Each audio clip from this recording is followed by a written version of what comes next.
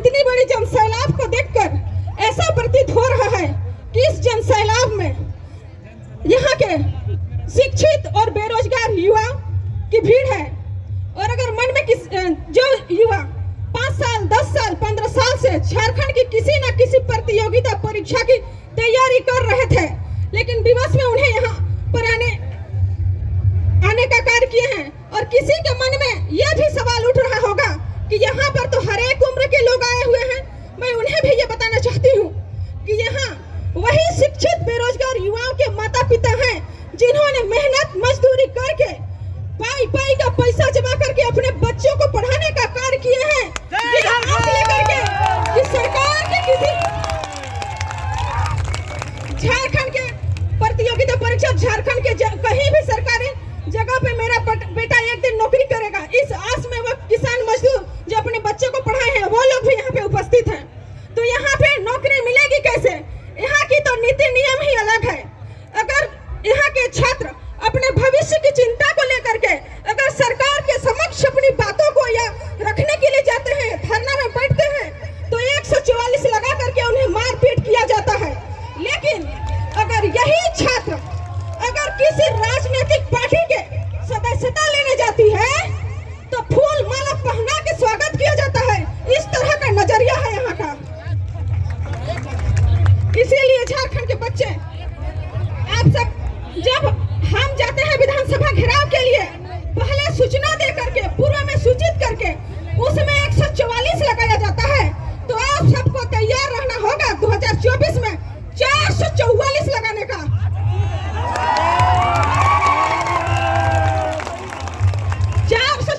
क्या है? कानून का जानकार सिर्फ सरकार ही नहीं है, हम भी कानून का जानकार हैं कि 444 कब लगता है।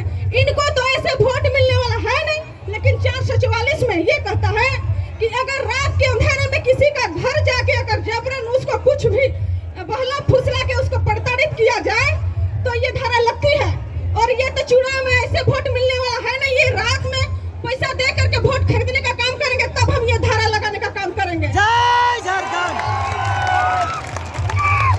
अरे सरकार कितनी करनी है मनमानी वो कर लो, क्योंकि आज तुम्हारा है, लेकिन याद रखना आने वाला कल हमारा होगा। शुद्ध मूल्य के साथ वापस करेंगे, शुद्ध मूल्य के साथ वापस करेंगे, क्योंकि टाइगर टीम जगह जगह पे तुम्हारे इंतजार में खड़ा रहेगा 2024 में।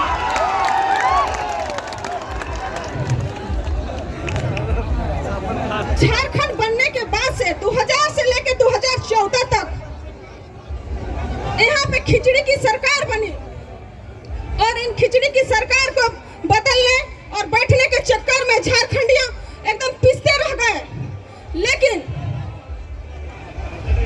झारखंड की जनता पिसते अभी दीदी 2 मिनट, चूंकि समय का अभाव है, डिस्टर्ब करा थे दीदी के से माफी चाहिए ना। तो इनके भी हम इनके बीच में मोतीलाल विद्रोही जी का आगमन हो गया है, सालहन से सरिता तिर्की जी का आगमन हो गया है। सबके ई मंच गर्दन से मोतीलाल महतो जिंदाबाद, जिंदाबाद, जिंदाबाद। सबको के बहुत बहुत धन्यवाद है, स्वागत है, अभिनंदन है। कांके विधानसभा से हम इनके युवाओं का टोली, क्रांतिकारी टोली ये मैदान पहुंचे, उमन कर भी हार्दिक अभिनंदन, स्वागत। दीदी कम शब्द में। बात जब कम शब्द में है तो हम कुछ बात को रख लेते हैं। झारखंड में बहुत सारे सरकार बने, सबको मौका लिया गया, लेकिन किसी ने 2004 से लेकर के 2014 तक खिचड़ी की सरकार थी, इसलिए सरकार बदलते गई, बनते गई, झारखंड के हित में कोई काम नहीं हुआ। तब झारखंड के लोगों ने सोचा कि हम लोग को पूर्ण बहुमत की सरकार बनाएंगे और बीजेपी की सरकार, केंद्र में मोदी लहर देखते हुए यहाँ पे बीजेपी का सरकार को बनाया गया। लेकिन जैसे ही बीजेपी सरकार को सत्ता मिली, उन्होंने जमीन लूटने का लाइसेंस ही मिल गया। जैसे ही सरकार बनी, भूमि मंच खाली कर देंगे, चलिए। और यहाँ पे जमीन तस्करी का काम करने लगा। उसके बाद यही हेमंत सोरेन जो विपक्ष में थी, इन्होंने जा करके कहने लगा कि सरकार बदलो, अधिकार पाओ। हम सभी ने सोचे कि झारखंड आंदोलनकारी का बेटा है, माटी पुत्र है, सही में झारखंड हित में काम करेगा। और हम सब ने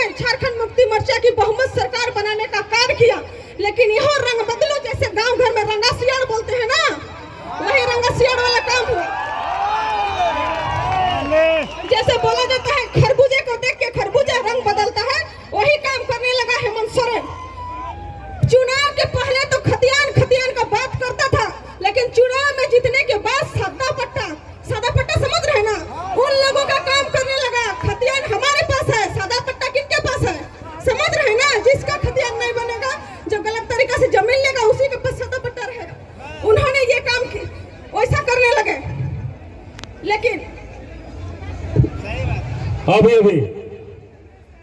हम इनके बीच में मनोज यादव दादा कोडरवा से चल के आलक है, हार्दिक अभिनंदन है, स्वागत है। से कहाँ पे लागू है? ग्राम सभा में जो शक्ति दी गई है वो कहाँ पे है? ग्राम प्रधानों को प्रोत्साहन राशि दी गई, लेकिन ग्राम सभा में की शक्ति नहीं दी गई।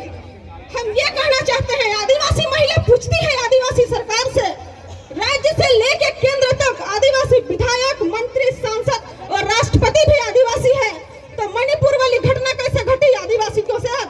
ये जातिवाद की कुछ नहीं है। यहाँ पे जो गरीब गुरबा रहेंगे उनके साथ अत्याचार होगा। हम भी आदिवासी हैं, लेकिन पूछते हैं सरकार से कि आदिवासियों के लिए तूने क्या किया? अगर झारखंड में पेशा कानून लागू होता तो बालू ढुलाई ऐसे ही नहीं चलता। आप लोग अगर कोई भी बालू लाने जाइएगा तो यहाँ थाना वाले आपको घुसा देंगे, गाड़ी को सीज कर लेंगे और लीज का केस लाद देंगे। लेकिन यही पूंजीपति और सरकार से मिली भगत लग अगर पुलिस वाले की पॉकेट गरम करते जाएंगे तो दिन में यहाँ पे हाईवे में बालू चलती है। अगर यही काम पेशा कानून लागू होता और बालू का जो घाट अगर ग्राम सभा के पास होती तो ये पैसा ग्राम सभा में रहती। इस तरह का सरकार ने काम किया है, किसी के लिए इन्होंने काम नहीं किया। तो हम लोग को जो है कि बदलाव संकल्प लाना होगा। और अभी तक बहुत सारे सरकार को हमने मौका दिया, लेकिन सबने हमने धोखा दिया। लेकिन अब वो नहीं होने वाला।